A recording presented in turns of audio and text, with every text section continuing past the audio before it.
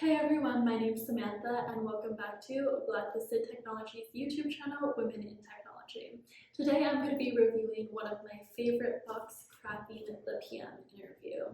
Now this is a fantastic book for any career changers or in general just if you're interviewing. It has a lot of great advice and input. So we're going to go over 3 things that I love about this book.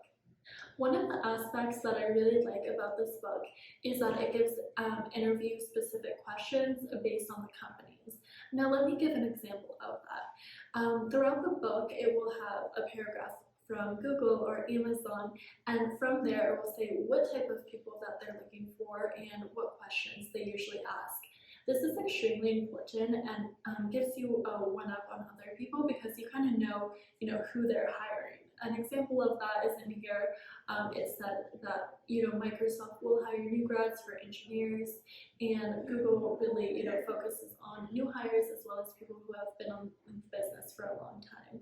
So it has great different inputs about that help you learn about the company to succeed in your career. The second thing that I love about this book is it really helps you tailor your image online. Now, I think a lot of times, people in our network can say, make sure you know a lot about yourself and create a great online presence, and that's wonderful. But even myself, I need a little bit more guidance than that. So this book really led me through a Define Yourself section where I was really able to get to know myself.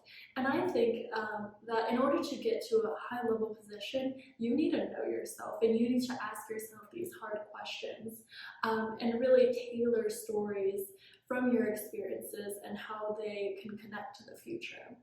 So the Define Yourself section is really helpful because it gives you more guidance.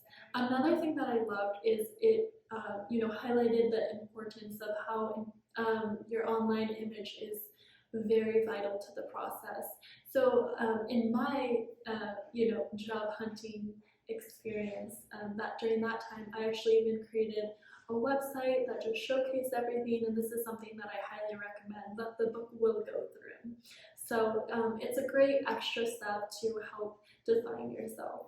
The final thing that I love about this book is it helps you get in the mindset of a product manager or program manager by asking difficult questions. So during the book, it teaches you how to answer product questions. It teaches you how to answer coding questions and estimation questions. Now, when you're interviewing, these are extremely important and will come up. And I know there's a lot of different types of advice online on how to answer these, but this gives you a streamlined process where you can be successful every time, even if you don't have all the information.